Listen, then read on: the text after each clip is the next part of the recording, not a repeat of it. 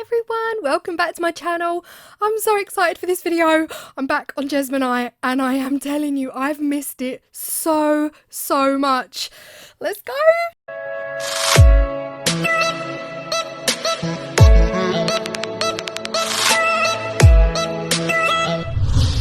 So if you've been with me a while, you would have seen me do something very similar to this around about a year ago. I kind of just went a little bit wild and just had so much fun playing with colour, and this is what we're doing in today's video, but we're going super bright instead of the kind of muted earthy tones that I used in the very first video. And seeing as this is my first time using Jesmonite this year, I figured I just wanted to really chill out, enjoy, have fun, no rules, no limits, and yeah, see what happens, see what it turns out like. So the first colour up is the blue. Now, if you follow me on Instagram, you'll know that I got in the biggest mess. I actually shook the bottle. If you're new to Jesmonite, the pigments need to be shaken before you use them, and of course I haven't used Jesmonite for around about 2 months now, so they needed a really good shake. But the lid was not on the bottle properly. If you also know Jesmonite, if you don't, let me teach you. 1 single drop of Jesmonite is enough to paint your entire house. This stuff got everywhere, so yeah, I got in such a mess. Before I'd even started, I was like, why? But anyway, here we are, a massive cleanup operation. I'm going for bright shades. I'm looking for a lime green. I wanted to do a video on how to colour mix because I know that's a really common question that I get, how to mix shades for your own work. And I will definitely do that, but I didn't really touch on it in this video. The teal here that you see was kind of like 2 parts green, 1 part blue. The pink is just red Jesmonite, and the lime green was a mixture of blue and yellow, or the green and yellow. You can kind of lime it up as much as you want. But yeah, I was just hoping to go for some really bright colours, go wild, and the mess was real. But I had so much fun making these. It was just beyond. I thoroughly loved this whole freedom of just, who cares, nobody, let's just go for it, let's just have some fun and create the most magical, colourful, brightest trays that I've created to date. So here we are, we're going for splashes, puddles, zigzag, stripes, throwing it on, splashing it on, chucking it on, and I am going to put some music on so we can all chill out.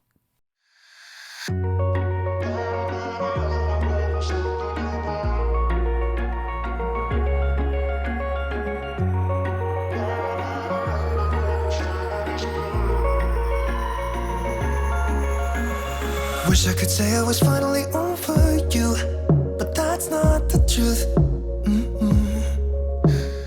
Everyone always keep falling in love again. What's wrong with them? I don't understand. Maybe it will pass by, someone save me. For I pass out, I'm too lonely to be done. I'ma drink at this page. Yeah. Why am I the only one who's left in the rain with nobody to hold on to? Why am I the only one who's feeling this pain when there should be 2 of us? And yeah, I know we both wanted different things, but letting go just comes easy to you, don't it? Why am I the only one who's left in the rain?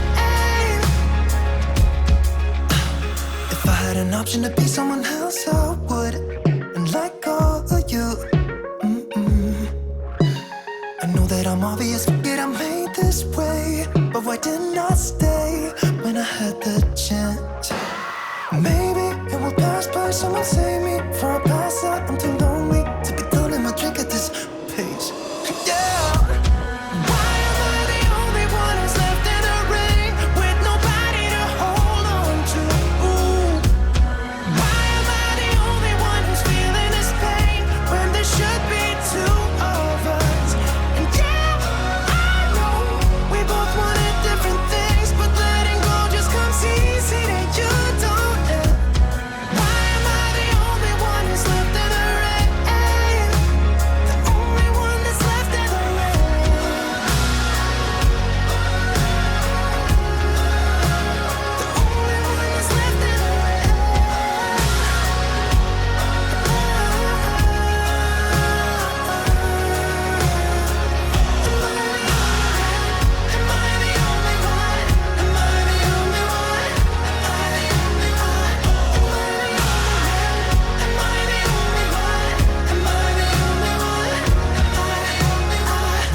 say I was finally over you, but that's not the truth. Why am I the only one who's left in the rain with nobody to hold on to? Why am I the only one who's feeling this pain when there should be two of us? And yeah, I know we both wanted different things, but letting go just comes easy that you don't. Why am I the only one who's left in the rain?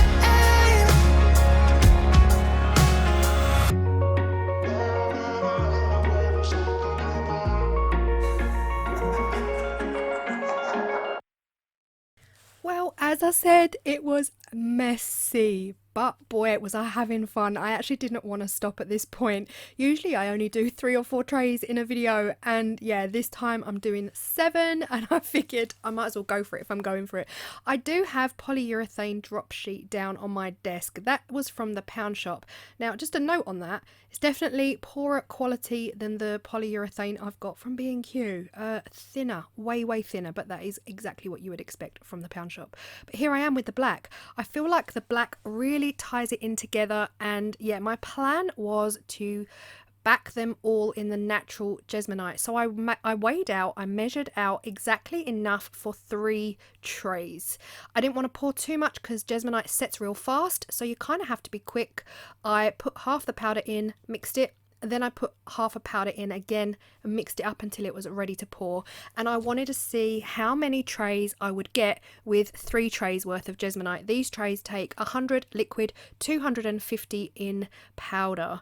But because I've already kind of filled them up a lot, I knew that I'd have left over, so I really wanted to kind of see how many trays I could fill with that amount that would allow me to gauge how much left I need to fill the other trays. So I do fill my trays to the top. I know a lot of people don't. A lot of people leave a really big gap at the top, but I don't know, for what I charge, I feel like I like to fill them right to the top to make them super chunky. Yeah, that's what I love. That's what I love to do. So it's personal preference. So here we are pouring 3 trays worth of Jesmonite into the trays just to see how much I get from it.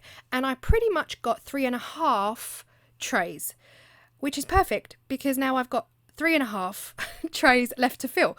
So what I then did was I went back and I actually measured out another 3 trays. So it just worked out so perfectly for a really fun hour or 2 that I spent doing these. So again, mixing up the batter, it is 100 liquid to 250 powder. So of course I mixed 300 liquid and then 750 powder. I just put half the powder in the bowl, mixed it until it was utterly mixed, came back, put the other half of the powder in the bowl, mixed it until it was utterly mixed, and then I poured again.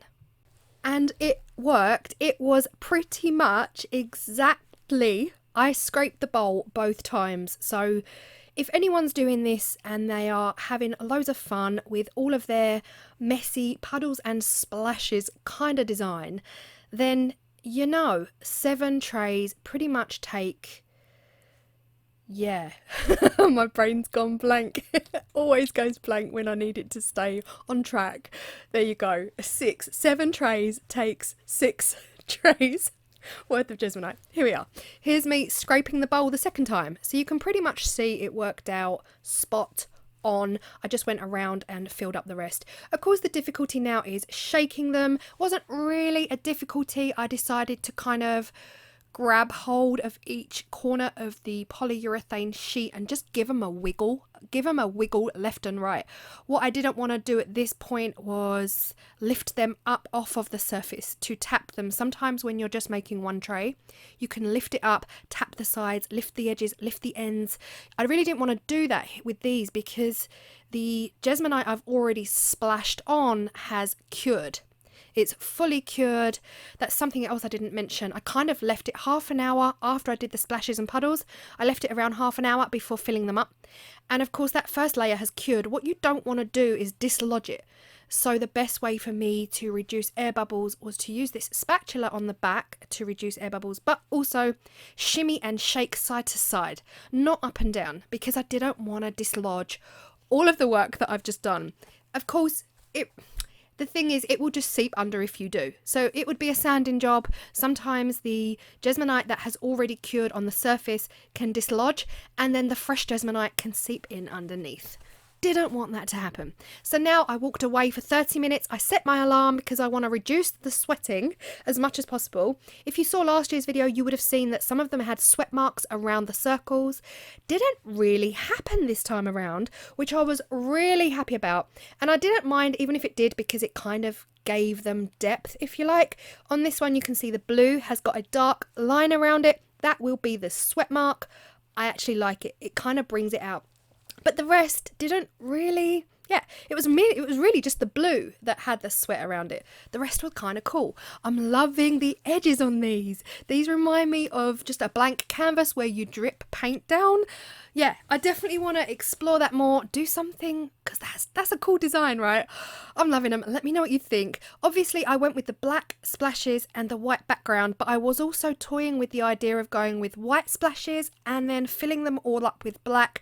I didn't really know how the colours would respond to that, so that's something I definitely want to try. Sanding is one of the biggest questions I get asked. So I finished these trays by using nail files. I've bought a pack of cheap off Amazon, about 50 of these tiny nail files, and that is all I do. I go around that end edge. So see where I'm flicking it off here? That is the sharp edge that you sometimes get when you fill up to the top. If you don't fill up to the top, you'll definitely get a sharp edge. But even filling up to the top, sometimes you do still get a sharp edge.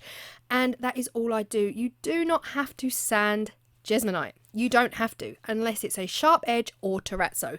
Don't sand the surface at all. Leave it like this. Let me know your thoughts, because I am loving these so much. They are wacky, absolutely wild and wacky, bright and colourful, enough to bring sunshine into your day. I'm loving this one here with the blue going through the pink. I definitely love that pink shade. This one is probably my least favourite because I poured a lot of pink on this one and it kind of looks very blobby. But still, I can't say a bad word really against it. It's so bright and colourful. I'm loving them. So the end result of this is the mess here that you see. I'm shaking out all of my empty moulds. I'm just going to put them to one side. I just put them in a little tray. Then I grab the polyurethane sheet. Comes off like a dream. This is perfect again if you want to make terrazzo chips. I've done that video before as well. If you want to see that, go check it out. But here I've already created natural terrazzo chips. There's absolutely no waste with Jesmonite. I'm just gonna give them all a crunch. It's a bit hard to crunch them at this point because of course those first splashes would have been around an hour before, and the longer you leave it, the harder it is to crunch. But I managed to crunch it all up, put it in a cup. This is now the brightest, most rainbow-esque terrazzo chips I've ever made. To dry them, now Jesmonite does need a 24-hour dry time before you seal it. 24 hours to completely dry out. It's a very wet, it is water based, so you want to make sure all of that water has gone. You want to dry them where air can get to pretty much every surface. So I'm using these cake racks that I got off of Amazon. They will be linked down below. They also stack. So I'm just looking behind me. I've got 1, 2, 3, 4, 5, 6. I've got 6 of these racks. They stack on top of each other. But what I'm going to do first off camera is sand all of these edges down before I seal the next day. This is now 24 hours later. To seal Jesmonite, you want Jesmonite sealer. The first layer has to be diluted with water by 20%. So I've got 20 versus 80 here. I've got 20% liquid, 80% Jesmonite sealer. Now I'm using cheap kitchen sponges. This is what my go-to recommended way of sealing is. I will tell everybody. And again, another big question that I get asked.